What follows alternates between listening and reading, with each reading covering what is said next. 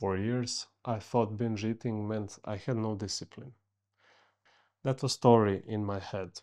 If I binged, it meant I was weak. If I lost control around food, it meant I was lazy. If I promised myself I would start again tomorrow and then failed again, it meant there was something wrong with me. So I did what a lot of people do. I tried to become more strict, more rules. I tried to eat cleaner. I tried to avoid certain foods. I tried to compensate after bad days. I tried to punish myself back into control. And sometimes it looked like it was working. For a few days, maybe even for a week, I would feel like I finally had control again. I would eat perfectly. I would train. I would walk. I would feel like I was back. But then something would happen. A bad sleep, stress, loneliness, one meal that did not go according to plan, and suddenly food became loud again. Not just normal hunger, not just wanting something sweet. It felt urgent, it felt emotional, it felt like the whole day or maybe the whole week had already been ruined. Then I would binge. And after the binge came the part that was almost worse than the food itself, the shame. I would ask myself, what is wrong with me? I would feel disgust, angry, heavy, like I had betrayed myself again. And because I felt so bad, I would try to fix it the only way I knew. Less food tomorrow, more walking, more control, no sweets, no carbs, no mistakes. And for a long time, I thought that was the recovery.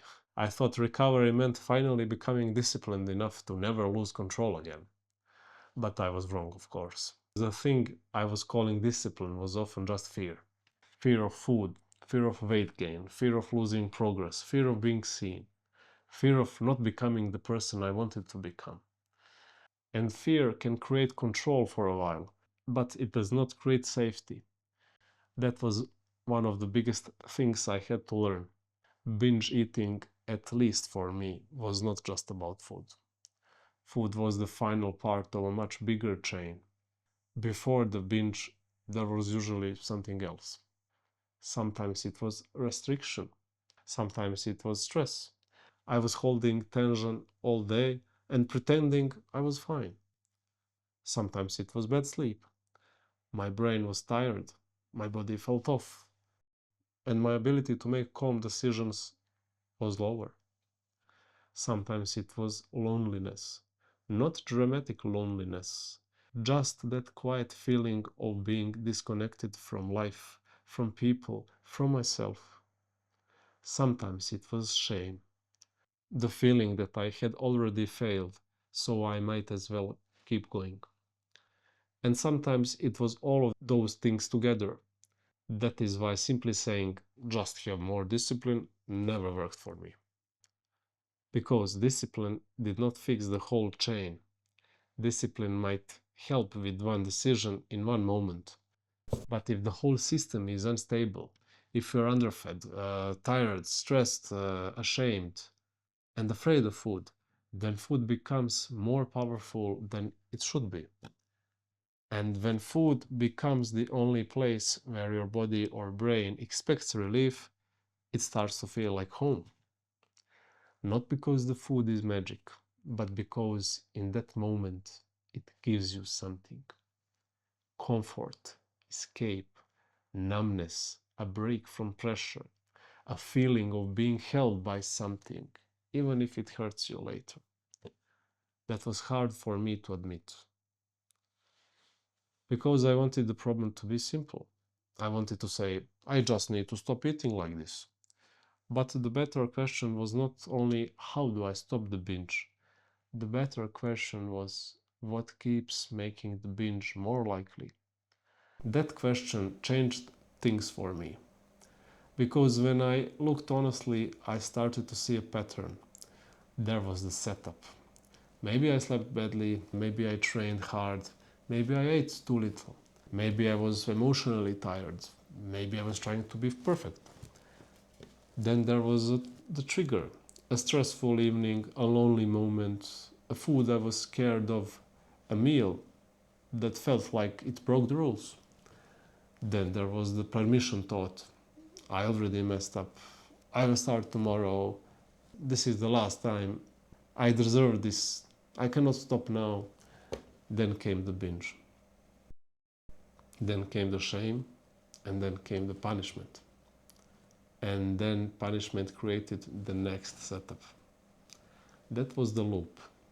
Restriction, stress, food urgency, binge, shame, punishment, and more restriction. And once I saw the loop, I could finally stop treating myself like the enemy. I'm not saying responsibility does not matter. Responsibility matters a lot. But responsibility is not the same as self-hatred. For me, the recovery started when I stopped asking, how do I punish myself enough to change? And started asking instead, how do I make the next binge less likely? That is a very different question. Because if I ask, how do I punish myself? I usually create more pressure. But if I ask, how do I make the next binge less likely? Then I have to look at the full picture. Did I sleep enough? Did I eat enough? Did I eat food that actually satisfied me? Did I create such strict rules that one mistake felt like failure? Did I use exercise as support or as a punishment? Did I isolate myself? Did I let shame make the decisions? This is where recovery became more practical for me. It stopped being only about motivation. It became about building a more stable system. Not a perfect system, a stable one. I had to learn to eat in a way that made my body feel safer. I had to stop treating carbs like a threat. I had to bring sweetness back slowly instead of making it forbidden and then losing control around it. I had to learn what to do after a binge, because the morning after matters. That is where the next binge often begins. I had to stop using one bad meal as proof that the whole day was ruined. I had to stop confusing punishment with discipline. And I had to build a bigger life around food, so food was not carrying every emotional need. That does not mean recovery was clean. It was not. I still had moments where I fell back into old patterns. But the difference was that I slowly learned how to return without destroying myself. That word matters, return. Because if you struggle with binge eating, you probably know the feeling of wanting to erase everything after it happens. You want to undo it, compensate, start over perfectly, make a new rule, but the recovery is not built by erasing. It is built by returning. Returning to normal meals, returning to sleep, returning to walking because it helps you, not because you are trying to pay for the food. Returning to honesty, returning to the next calm decision. That was the shift for me. I did not recover by becoming more afraid of food. I started recovering by becoming safer, better fed, better rested, more honest, and less afraid of food. And that is the message I want this channel to start with. If you binge, it does not mean you are broken. It does not mean you are lazy. It does not mean you have no future. There is a pattern that needs attention. Not just the food, the whole pattern. The body state, the stress, the rules, the shame, the loneliness, the way you talk to yourself after it happens. Because the binge is not only an event, it is often the result of a chain. And if you can learn the chain, you can begin to interrupt it. That is what I want to talk about here. Not quick fixes, not just eat less, not pretending that food freedom is easy, but real recovery. The kind where you understand yourself better, stabilize your body, reduce shame, and build a life where food does not have to be your only place of comfort. I also wrote a free book about this called When Food Became Home. It is not a medical textbook. It is a personal recovery map from someone who lived inside this loop and had to learn a different way out. If you want it, the link is in the description. But even if you do not read it, remember this.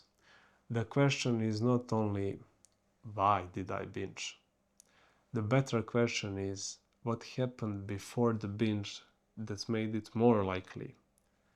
That question gave me a way forward, and maybe it can give you one too.